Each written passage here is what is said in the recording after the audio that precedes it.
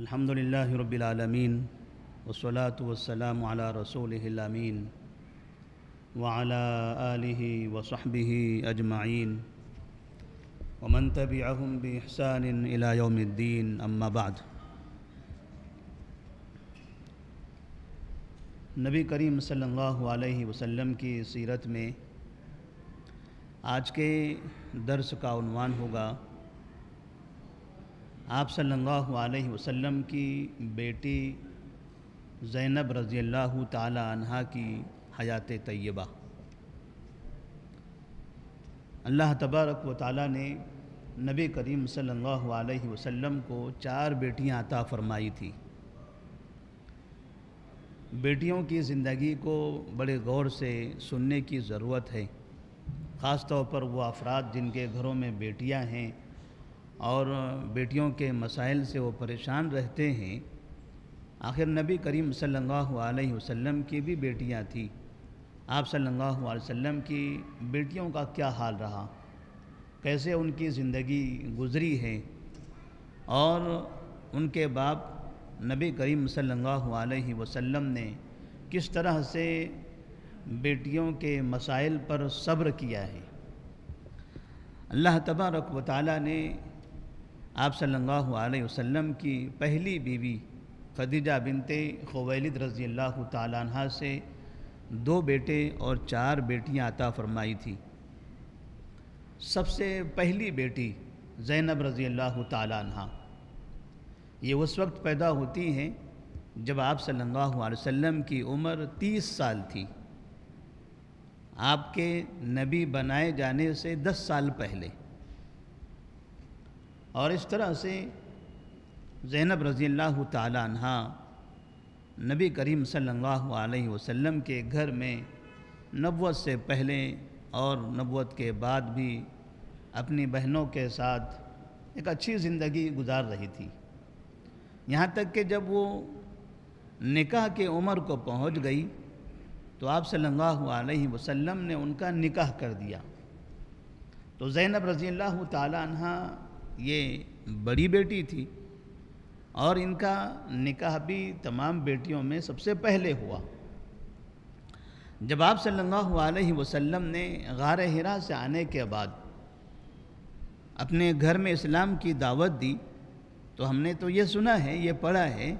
کہ سب سے پہلے ایمان لانے والوں میں خدیجہ بنت خویلد رضی اللہ تعالی عنہ کا نام ہے،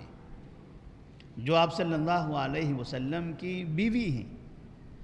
لیکن اس وقت آپ کے گھر میں یہ بیٹیاں بھی موجود تھیں۔ ہم نے خدیجہ رضی اللہ تعالیٰ عنہ کا نام پڑھا، پھر مردوں میں ابوبکر صدیق رضی اللہ تعالیٰ عنہ کا نام پڑھتے ہیں، بچوں میں علی بن ابی طالب رضی اللہ تعالیٰ عنہ کا نام آتا ہے، غلاموں میں زید بن حارثہ رضی اللہ تعالیٰ عنہ کا نام آتا ہے۔ لیکن آپ صلی اللہ علیہ وسلم کی جو بیٹیاں تھیں، پہلی بیٹی زینب، دوسری بیٹی رقیہ، تیسری بیٹی ام کلثوم اور چوتھی بیٹی فاطمہ رضی اللہ تعالیٰ عنہ، یہ چاروں کے چاروں بیٹیاں وہاں موجود تھیں، اور اپنے والد کی دعوت پر ان چاروں نے اسلام قبول کر لیا تھا۔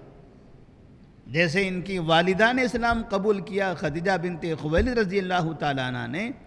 ایسے ہی ان بچیوں نے بھی اسلام قبول کر لیا۔ اور اس وقت ابھی کوئی بیٹا نہیں تھا، ایک بیٹے جو قاسم پیدا ہوئے تھے ان کا انتقال ہو چکا تھا، دوسرے جو بیٹے تھے آپ کے عبداللہ، وہ آپ کے نبی بنائے جانے کے بعد پیدا ہوئے تھے۔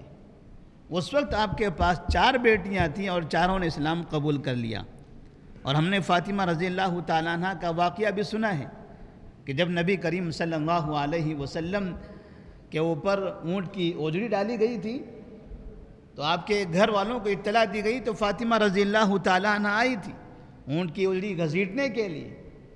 اس وقت وہ چھوٹی سی عمر کی تھی۔ تو زینب رضی اللہ تعالیٰ عنہ نے اسلام قبول کر لیا۔ اس وقت ان کے شوہر ابو العاص بن ربیع، نبی کریم صلی اللہ علیہ وسلم نے اپنی بڑی بیٹی زینب کا نکاح اپنی بیوی کے اپنی بیوی کے بھانجے سے کرایا تھا۔ آپ کی بیوی تھی خدیجہ بنت خویلد، ان کی بہن کے بیٹے تھے ابو العاص بن ربیع۔ اس ابو العاص بن ربیع سے آپ نے زینب رضی اللہ تعالیٰ عنہ کا نکاح کر دیا۔ جب زینب رضی اللہ تعالیٰ عنہ نے اسلام کا اظہار کیا تو اس وقت ابو العاص بن ربیع مکہ میں نہیں تھے، وہ ملک شام گئے ہوئے تھے تجارت کے لیے۔ جب وہاں سے واپس آئے پتہ چلا کہ یہاں اسلام کا اعلان ہو چکا ہے اور ان کی بیوی زینب رضی اللہ تعالیٰ عنہ نے اسلام قبول کر لیا ہے، تو شوہر نے اسلام قبول نہیں کیا،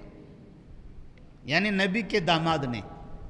جو بڑے داماد تھے ابو العاص بن ربیع، انہوں نے اسلام قبول نہیں کیا۔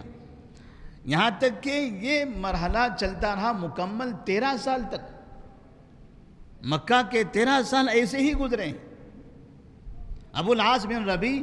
جو نبی کے داماد تھے وہ مسلمان نہیں ہوئے، اور پھر جب نبی کریم صلی اللہ علیہ وسلم نے مکہ سے مدینہ کی جانب ہجرت کرنے کا اعلان کر دیا تو اس وقت آپ کی ایک بیٹی رقیہ رضی اللہ تعالیٰ عنہ عثمان غنی رضی اللہ تعالیٰ عنہ کے ساتھ مدینہ چلے گئی، کیونکہ رقیہ رضی اللہ تعالیٰ عنہ کا نکاح عثمان غنی سے ہو چکا تھا، لہذا وہ اپنے شوہر کے ساتھ مدینہ چلے گئی۔ اب 2 بیٹیاں آپ کے گھر میں تھی جن کا نکاح نہیں ہوا تھا،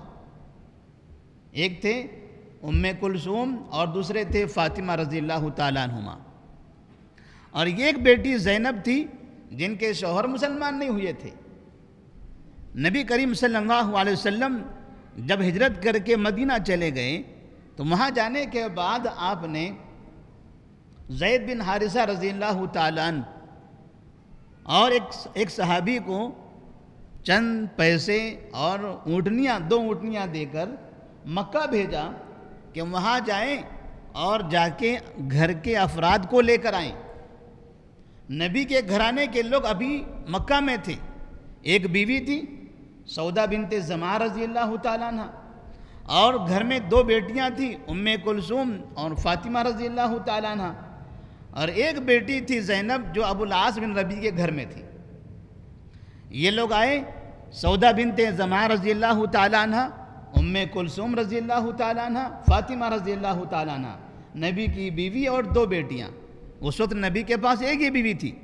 اور یہ 2 بیٹیاں تھیں۔ یہ ان تینوں کو لے کر وہ مدینہ منورہ پہنچ گئے۔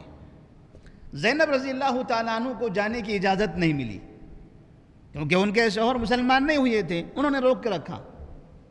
اور بڑی پریشانی کی حالت میں زینب رضی اللہ تعالیٰ عنہ نے مکہ کی زندگی گزاری۔ خاص طور پر جب ان کے والد محترم جب مدینہ کی طرف ہجرت کر کے چلے گئے تب وہ اور زیادہ پریشان ہو گئی۔ ان کے گھرانے کے تمام لوگ جا چکے تھے اور وہ یہاں ان مشرکین مکہ کے درمیان پھنسی ہوئی تھی۔ پھر ایک واقعہ پیش آتا ہے، مشرکین مکہ مدینہ پر حملہ کرنے کے لیے یا مسلمانوں کا خاتمہ کرنے کے لیے ایک بڑی جنگ کا اعلان کرتے ہیں، اور وہ جنگ بدر کے نام سے معروف ہے۔ جب ہجرت کر کے آپ مدینہ جا چکے تھے، اس کے بعد دوسرے سال میں 1 سال مکمل ہو گیا، دوسرا سال شروع ہوا تھا، اس میں ایک جنگ ہوئی، جنگ بدر۔ اس جنگ میں مشرکین مکہ کی طرف سے مسلمانوں سے لڑنے کے لیے زینب رضی اللہ تعالیٰ عنہ کے شوہر ابو العاص بن ربیع بھی تھے۔ ابو العاص بن ربیع نبی کے داماد، وہ مسلمانوں سے جنگ کرنے کے لیے میدان بدر میں آ چکے تھے، اور اتفاق ایسا ہوا کہ جنگ بدر میں مسلمان کامیاب ہوئے، 70 مشرکین مکہ کو قتل کیا گیا، بڑے بڑے سردار مارے گئے، اور بہت سے لوگ اس میں قیدی ہو گئے۔ جو لوگ قیدی بنائے گئے تھے ان قیدیوں میں ایک قیدی تھے نبی کے داماد ابو العاص بن ربیع۔ ابو العاص بن ربیع کو اب قیدی کی شکل میں مدینہ لے جایا گیا، اور 70 قیدی ایسے موجود تھے، دوسرے دیگر افراد تھے، تو وہاں پر باقاعدہ ان قیدیوں کو کچھ معاوضہ وغیرہ لے کر چھوڑ دیا گیا اور کچھ قیدیوں کو وہاں کے بچوں کو تعلیم سکھانے کے بدلے میں چھوڑ دیا گیا، معاف کر دیا گیا۔ ادھر مکہ مکرمہ میں زینب رضی اللہ تعالیٰ عنہ کو پتہ چلا کہ ان کے شوہر قیدی ہیں، کافی پریشان ہو گئی کہ شوہر مشرکین مکہ کی طرف سے مسلمانوں سے لڑنے کے لیے گئے تھے اور اب مسلمانوں کے ہاتھوں میں وہ قیدی بن کر چلے گئے، اب ان کے شوہر کا کیا ہوگا؟ زینب رضی اللہ تعالیٰ عنہ کو اپنے شوہر سے محبت تھی، وہ چاہتے تھے کسی طرح سے وہ اسلام قبول کر لیں، لیکن وہ مسلمان نہیں ہوتے تھے۔ کئی سال گزر گئے اسی طرح سے، آخر جب انہیں پتہ چلا کہ وہاں پر مدینہ منورہ کے اندر قیدی ہیں تو انہوں نے اپنے پاس سے کچھ مال اور ایک سونے کا ہار کسی کے ذریعے مدینہ بھجوا دیا تاکہ اس کے بدلے میں مسلمان ان کے شوہر کو آزاد کر دیں۔ جب یہ مال اور سونے کا ہار وہاں پہنچا ہے، نبی کریم صلی اللہ علیہ وسلم کے دربار میں پیش کیا گیا کہ ابو العاص بن ربیع کو چھوڑنے کے لیے، ان کو آزاد کرنے کے لیے یہ معاوضہ دیا گیا ہے۔ انہوں نے دیکھا جو ہار وہاں پر موجود تھا، وہ ہار کو دیکھتے رہے اور آپ کی آنکھوں سے آنسو جاری ہو گئے، آپ رونے لگے۔ صحابہ نے پوچھا یہ رونے کی وجہ کیا ہے؟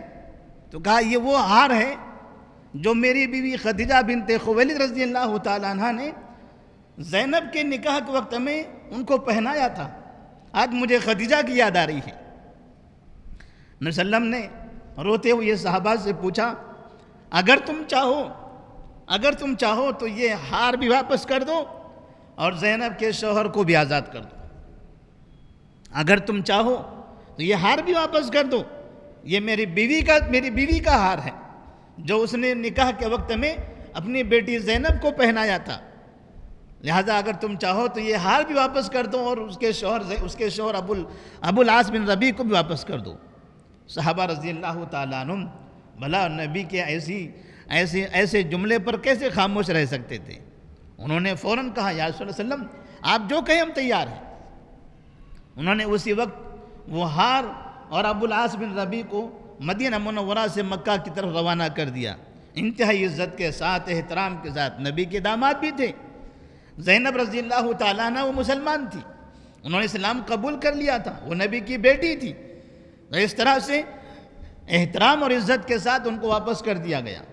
لیکن ساتھ میں جاتے ہوئے ابو العاص بن ربیع پر ایک شرط لگا دی گئی، ان سے کہا گیا کہ آپ سے ہم کوئی معاوضہ نہیں لینا چاہتے، نہ آپ کو کوئی سزا دینا چاہتے ہیں، آپ تو قیدی ہیں، ہم آپ کو معاف کر رہے ہیں، لیکن شرط یہ ہے کہ آپ مکہ جانے کے بعد ہماری بیٹی زینب کو مدینہ بھیج دیں، یہاں سے جانے کے بعد ہماری بیٹی زینب کا راستہ چھوڑ دیں، آپ نے جو روک کے رکھا ہوا ہے اب یہاں آپ کو روکنے کی ضرورت نہیں ہے، آپ انہیں چھوڑ دیں، وہ آ جائیں ہمارے پاس۔ ابو العاص بن ربیع نے وعدہ کیا کہ ٹھیک ہے، میں جانے کے بعد آپ کی بیٹی زینب رضی اللہ تعالیٰ عنہ کو واپس کر دیتا ہوں۔ ابو العاص بن ربیع یہاں سے گئے، وہاں جانے کے بعد زینب رضی اللہ تعالیٰ عنہ سے بات ہوئی اور انہوں نے کہا کہ اب آپ کو جانے کی اجازت ہے، آپ جا سکتے ہیں اپنے والد کے پاس۔ ادھر نبی کریم صلی اللہ علیہ وسلم نے زید بن حارثہ رضی اللہ تعالیٰ عنہ اور دیگر صحابہ کے ساتھ، بعض روایتوں میں ایک صحابی کے ساتھ آپ نے مکہ کی طرف ان کو روانہ کیا کہ جائیں میری بیٹی کو لے کر آئیں۔ ادھر زینب رضی اللہ تعالیٰ عنہ مدینہ آنے کی تیاری کر رہی تھی، مکہ مکرمہ کے اندر یہ بات مشہور ہو گئی کہ نبی کو، محمد کو ستانے کے لیے تو ایک حربہ ہمارے پاس تھا، ایک موقع تھا، ان کی بیٹی یہاں موجود تھی، اس بیٹی کے ذریعے ہم محمد کو پریشان کر سکتے تھے، اب یہ بھی جا رہی ہے، لہذا مشرکین مکہ یہ موقع اپنے ہاتھ سے گنوانا نہیں چاہتے تھے، وہ چاہتے تھے کسی طرح سے بیٹی کو روکا جائے، ان کو پریشان کیا جائے تاکہ محمد کو پریشانی ہو، نبی کریم صلی اللہ علیہ وسلم کو تکلیف ہو۔ انہوں نے ایسا ارادہ کیا، آخر زینب رضی اللہ تعالیٰ عنہ اپنی اونٹنی پر سوار ہو کر جب مدینہ منورہ کی طرف نکلی ہیں، شہر سے باہر ابھی نکلی تھی کہ مشرکین مکہ میں سے کچھ لوگوں نے پیچھا کرنا شروع کر دیا، اور ایک حبار بن اسود نامی ایک شخص وہ پیچھا کرتا ہے اور دور سے تیر برسانا شروع کر دیتا ہے، یہاں تک کہ ایک تیر زینب رضی اللہ تعالیٰ عنہ کی اونٹنی پر آ کر لگتا ہے، جس کی وجہ سے اونٹنی بدک گئی، اچھلنے لگی، اور اس وقت زینب رضی اللہ تعالیٰ عنہ حمل سے تھی، وہ اونٹنی پر سوار تھی، اونٹنی پر ایک ہودج جو ایک چھوٹا سا کمرہ نما بنا ہوتا ہے وہ بنا ہوا تھا، اس کے اندر موجود تھی، وہ آرام سے چل رہی تھی۔ اچانک جیسے اونٹنی نے اچھلنا کودنا شروع کر دیا وہ تیر کے لگنے کی وجہ سے، تو مورخین نے لکھا ہے کہ ایسے گھبرا گئی کہ اس کی وجہ سے ان کے پیٹ کا بچہ ساقط ہو گیا، حمل ساقط ہو گیا اور جسم سے خون گرنے لگا۔ اسی طرح سے آہستہ آہستہ انہوں نے یہ سفر مکمل کیا اور مدینہ منورہ پہنچی ہیں۔ نبی کریم صلی اللہ علیہ وسلم جب انہوں نے ان کو دیکھا تو بڑی خوشی کا اظہار کیا، اور ساتھ میں جب ان کو یہ پتہ چلا کہ ان کی بیٹی کے ساتھ ایسا ہوا ہے، بہت افسوس کرنے لگے، آپ رونے لگے۔ آپ نے کہا ہذی افضل بناتی اصیبت فیہ، یہ میری سب سے افضل بیٹی ہے جس کو میری وجہ سے اس کو تکلیف ہوئی ہے، میری وجہ سے اس کو یہ تکلیف اٹھانی پڑی۔ آپ صلی اللہ علیہ وسلم نے دیکھا کہ عورت کے ساتھ بھی ان لوگوں نے ایسی حرکتیں کی۔ آپ صلی اللہ علیہ وسلم ساری زندگی زینب رضی اللہ تعالیٰ عنہ سے بڑی محبت کا اظہار کیا کرتے تھے۔ اب زینب رضی اللہ تعالیٰ عنہ اپنے والد کے پاس تو آ گئی، لیکن ان کے شوہر مکہ مکرمہ میں ہیں، ان کے شوہر ابو العاص بن ربیع مکہ مکرمہ میں ہیں، بیوی یہاں ہے، شوہر مکہ میں ہیں۔ چند دن گزر جانے کے بعد اللہ تبارک و تعالیٰ نے ابو العاص بن ربیع کو بھی ہدایت دے دی، اسلام کے لیے ان کا دل کھل گیا، اور وہاں سے وہ بھی ہجرت کر کے مدینہ منورہ آئے اور یہاں آ کر انہوں نے اسلام کا اعلان کر دیا۔ تو نبی کریم صلی اللہ علیہ وسلم نے پھر زینب رضی اللہ تعالیٰ عنہ کو ابو العاص بن ربیع کے پاس رکھا، ابو العاص بن ربیع رضی اللہ تعالیٰ عنہ۔ تو اس طرح سے نبی کریم صلی اللہ علیہ وسلم کی یہ پہلی بیٹی، بڑی بیٹی زینب رضی اللہ تعالیٰ عنہ کی یہ مختصر سی زندگی ہے۔ تقریباً مدینہ منورہ پہنچنے کے بعد ہجرت کے 8ویں سال تک وہ زندہ رہی، ہجرت کے 8ویں سال تک وہ زندہ رہی، اور ساری زندگی وہ جو حمل ساقط ہوا تھا ہجرت کے وقت میں، اور ان کے بدن سے جو خون نکلا تھا، جو زخم ہوا تھا، اس زخم سے وہ تکلیف میں رہی، اور کہتے ہیں اسی تکلیف کی وجہ سے ان کا انتقال بھی ہوا۔ نبی کریم صلی اللہ علیہ وسلم نے ان کی نماز جنازہ پڑھائی اور جنت البقیع میں ان کو دفن کر دیا گیا۔ ان کا ایک بیٹا تھا جن کا نام تھا علی، زینب رضی اللہ تعالیٰ عنہ کا ایک بیٹا تھا، عنہا کا ایک بیٹا تھا جن کا نام علی تھا۔ تقریباً جوانی کے قریب میں پہنچے ہوئے تھے، فتح مکہ تک وہ زندہ تھے، بعد میں ان کا انتقال ہو گیا۔ اور ایک بیٹی تھی جن کا نام تھا امامہ رضی اللہ تعالیٰ عنہ۔ یہ امامہ رضی اللہ تعالیٰ عنہ یہ وہی بیٹی ہیں جن کا قصہ ہم نے کبھی سنا ہوگا کہ نبی کریم صلی اللہ علیہ وسلم نماز پڑھاتے تھے تو بعض مرتبہ آپ کے گود میں ایک بچی ہوا کرتی تھی، ایک بچی آپ کے گود میں ہوتی تھی۔ جب آپ رکوع میں جاتے یا سجدے میں جاتے تو بچی کو زمین پر بٹھا دیتے، اور جب قیام کی حالت میں ہوتے، کھڑے ہو جاتے تو بچی کو دوبارہ گود میں اٹھاتے اور ایسے ہی نماز پڑھا کرتے تھے۔ وہ امامہ رضی اللہ تعالیٰ عنہ اسی زینب رضی اللہ تعالیٰ عنہ کی بیٹی تھی، چونکہ اس بیٹی سے بڑی محبت تھی، لہذا ان کی بیٹی سے ان کے انتقال کے بعد بھی امامہ رضی اللہ تعالیٰ عنہ سے نبی کریم صلی اللہ علیہ وسلم بڑی محبت کیا کرتے تھے۔ اس طرح سے نبی کریم صلی اللہ علیہ وسلم کا یہ گھرانہ ہے۔ ہم نے اس سے پہلے آپ کے 3 بیٹوں کا واقعہ بیان کیا تھا، مختصر سی ان کی زندگی رہی جو 2 سال کے اندر انتقال کر گئے۔ 4 بیٹیاں تھیں، چاروں بیٹیاں بڑی ہوئی، چاروں کا نکاح ہوا، اور پھر ان کی زندگی اس طرح سے گزری ہے، جن میں سے پہلی بیٹی کا یہ واقعہ ہے۔ اس سے ایک بات یہ سمجھ میں آتی ہے کہ جو انسان دین کا کام کرے گا، دین کی دعوت دے گا، دین اسلام کے لیے قربانی دے گا، تو ایسی صورت میں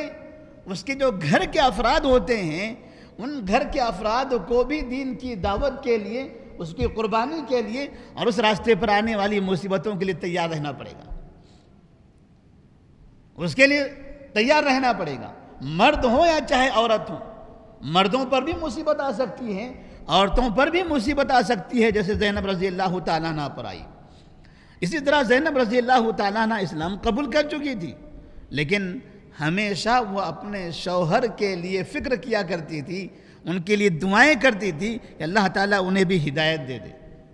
اگر وہ پہلے ہی آ جاتی تو شاید مسئلہ کچھ اور ہوتا، لیکن وہ ان کے پاس رہی، ان کی خدمت کرتی رہی، یہاں تک کہ جب وہ مجبور ہو گئے، ایسے وقت میں زینب رضی اللہ تعالیٰ عنہ نے اپنی قربانی کا اظہار کیا، انہوں نے اپنی محبت کا اظہار کیا، اپنے شوہر کو آزاد کیا۔ ظاہر سی بات ہے شوہر پر ایک بڑا احسان تھا، یہ شوہر پر ایک بڑے احسان کی طرح ہوا کہ میری بیوی نے ایسے وقت میں اپنی محبوب چیز دے کر مجھے آزاد کیا ہے۔ نتیجہ یہ ہوا کہ ان کے شوہر اس سے متاثر ہوئے، اور چند دنوں کے بعد، بیوی کے ہجرت کے چند دنوں کے بعد، وہ بھی ہجرت کر کے مدینہ منورہ آئے، اور یہاں آ کر انہوں نے وسلم کے سامنے اسلام کا اظہار کر دیا۔ اسی طرح سے نبی کریم صلی اللہ علیہ وسلم نے گویا ان واقعات سے یہ پیغام بھی دیا ہے کہ انسان کو اپنا جو خاندان ہے، گھر کے جو افراد ہیں، جو قریبی افراد ہیں، ان لوگوں کی بھی اصلاح کے لیے ہمیشہ فکر کرتے رہنا چاہیے۔ قریب کے افراد ہی وہ زیادہ ہوتے ہیں جو آپ کے دین کے کاموں میں زیادہ سپورٹر ہو سکتے ہیں، معاون بن سکتے ہیں۔ تو اپنے قریب کے افراد کو جتنا مضبوط کر سکیں، جتنا اچھا بنا سکیں، اچھا بنانے کی کوشش کرنا چاہیے، تاکہ یہ آپ کے مستقبل میں معاون اور مددگار بنے۔ اور ساتھ میں ہمیشہ ہمیں اللہ تعالیٰ سے دعائیں کرتے رہنا چاہیے۔ نبی کریم صلی اللہ علیہ وسلم کا جب بھی نام آئے درود پڑھنا چاہیے، آپ کی جو گھرانے کے افراد ہیں ان کے لیے دعائیں کرنی چاہیے، ان کا نام آئے تو رضی اللہ عنہ، رضی اللہ عنہا، رضی اللہ عنہم، اس طرح کے جو کلمات، جملہ استعمال کیا جاتا ہے، یہ استعمال کرنا چاہیے، اور یہ کوشش کرنا چاہیے کہ اللہ تبارک و تعالی ہمیں بھی ان کی طرح دین کے راستے میں قربانی دینے کی توفیق عطا فرمائے۔ والسلام علیکم ورحمۃ اللہ وبرکاتہ۔